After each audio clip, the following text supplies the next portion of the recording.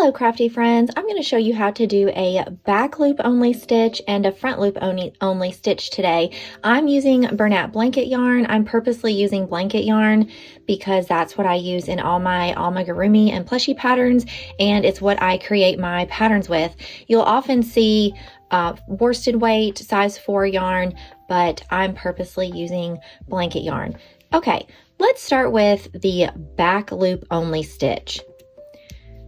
So when you're crocheting, when you stick your hook into a loop, there's actually 2 loops in here. There's a front loop and a back loop. Let me zoom in here. There is the front loop and the back loop. You can literally stick your hook through the front or the back. So for the back loop, we're going to be from the top inserting our stitch right here, all the way across. Okay, let's see what that looks like. Insert your hook back into your loop, and I'm going to insert in the back. And notice there's just one little loop on there. If you have both loops, then you've grabbed both the front and the back.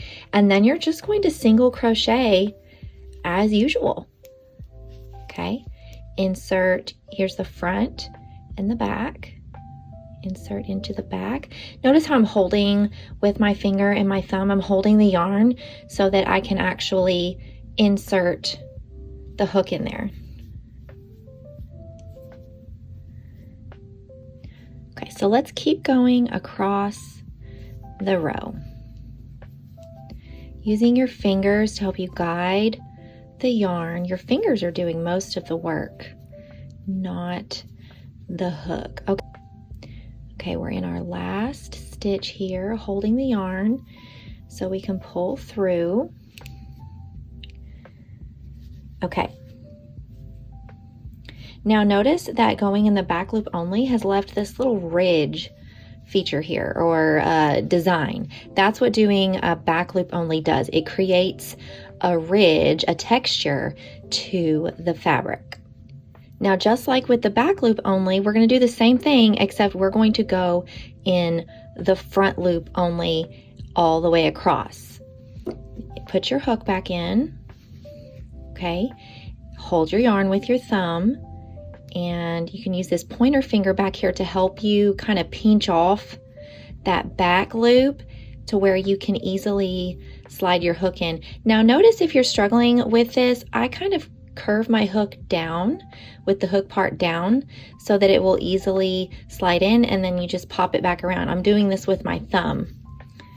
A lot of people struggle when they're first learning as far as like how to hold things and make it smooth, and it will get easier the more that you practice.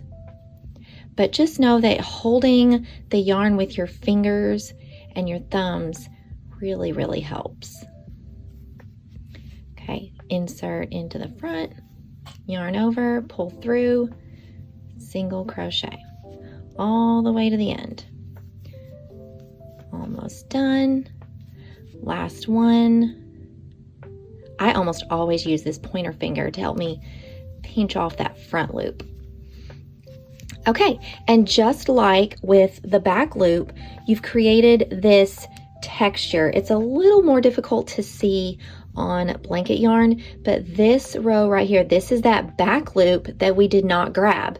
So as you continue, it's going to create this texture. I hope this was helpful for you.